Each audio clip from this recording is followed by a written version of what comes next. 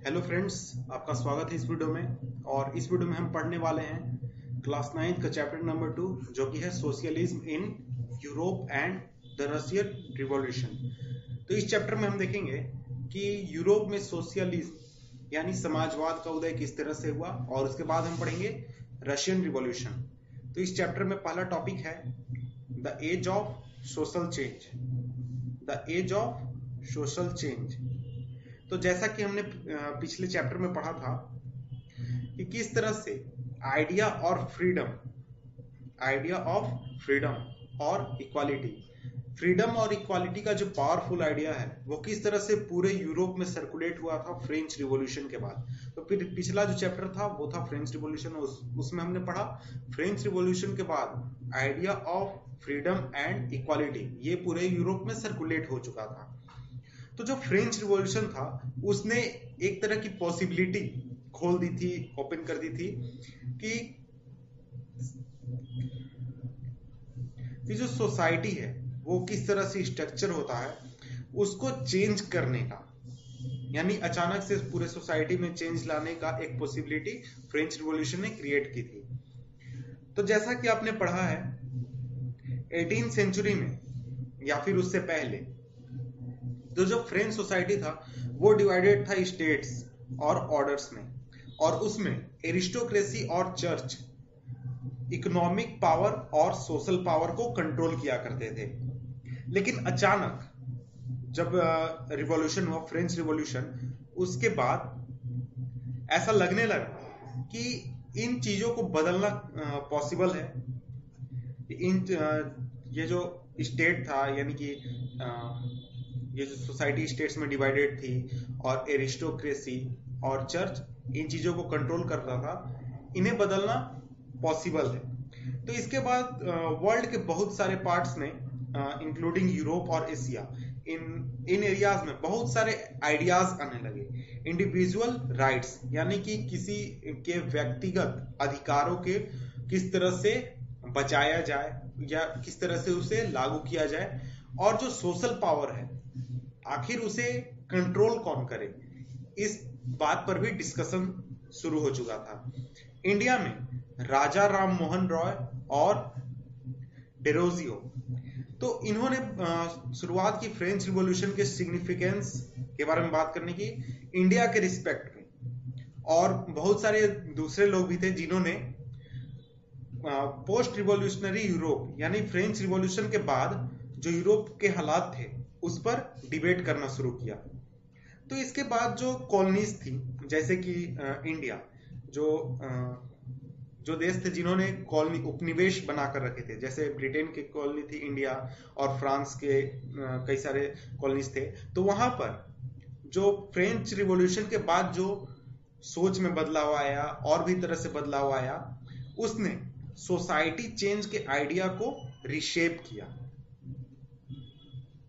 तो ऐसा नहीं था कि यूरोप में हर कोई कंप्लीट ट्रांसफॉर्मेशन चाहने लगा था सोसाइटी का। तो इस टॉपिक पर रिस्पॉन्सेज जो थे वो बहुत ज्यादा एक जैसे नहीं थे, वो बहुत अलग अलग थे।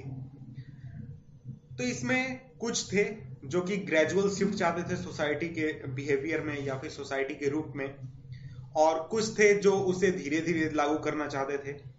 तो ये सोच डिवाइडेड थी कंजर्वेटिव्स में, लिबरल्स और रेडिकल्स में। ये अलग अलग तरह के सोच थे जो जिसको लोग फॉलो किया करते थे।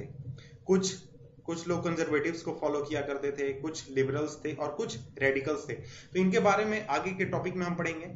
तब तक आइए यहाँ पर जो कुछ लाइन लिखे गए हैं उसे हम पढ़ लेते हैं।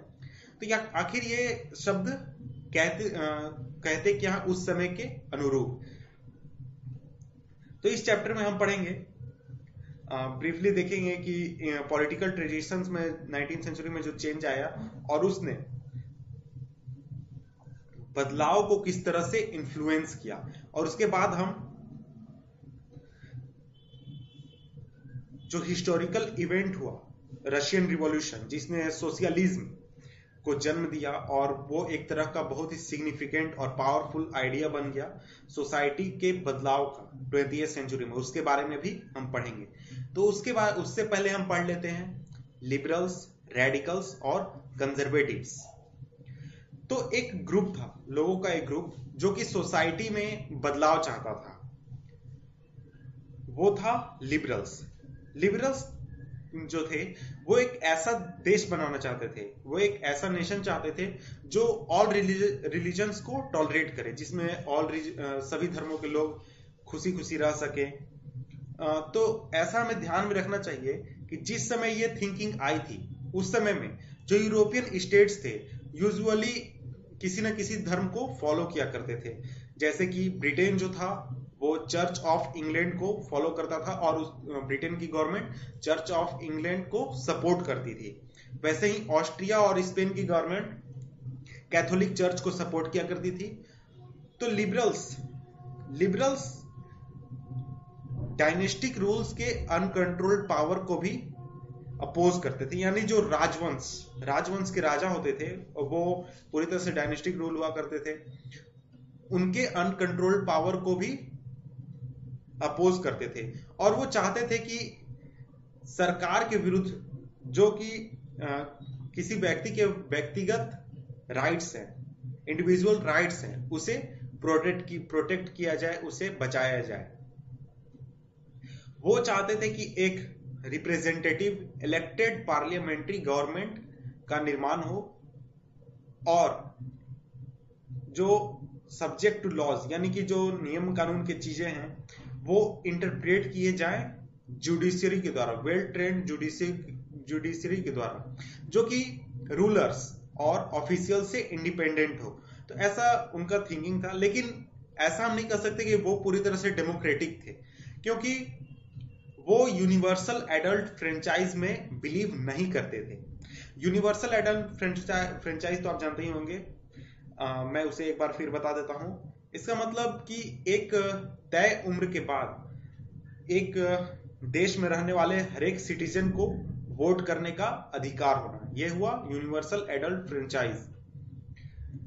तो जो लिबरल्स थे उनका मानना था कि वैसे लोग और सिर्फ मेन जिनके पास प्रॉपर्टी है, सिर्फ उन्हें ही वोट करने का अधिकार हो, और वो वोमेन के लिए भी वोट का अधिकार नहीं चाहते थे। तो इस तरह से हम कह सकते हैं कि वो पूरी तरह से डेमोक्रेट नहीं थे।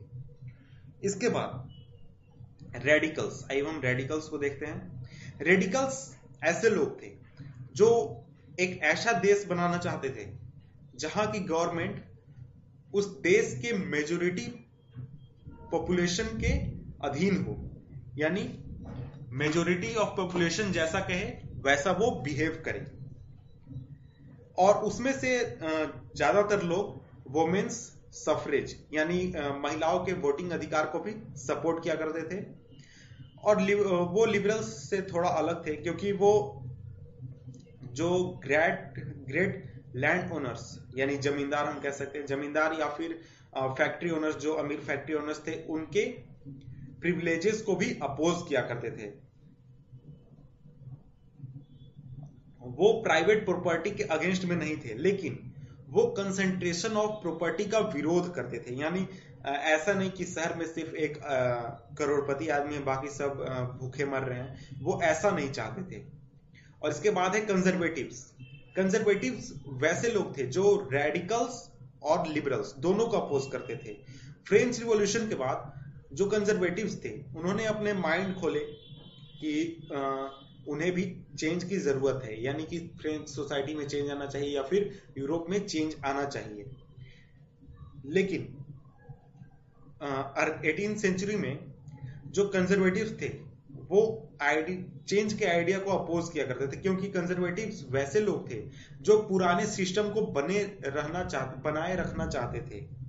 तो 19th सेंचुरी आते आते उन्होंने एक्सेप्ट कर लिया कि हाँ, सोसाइटी में कुछ चेंज की जरूरत है, लेकिन वो चाहते थे कि जो पास्ट है उसको रिस्पेक्ट किया जाए और चेंज है उस चेंज को धीरे धीरे लाया जाए, एक बार में चेंज को इंप्लीमेंट ना किया जाए और उसे स्लो प्रोसेस के थ्रू लाया जाए।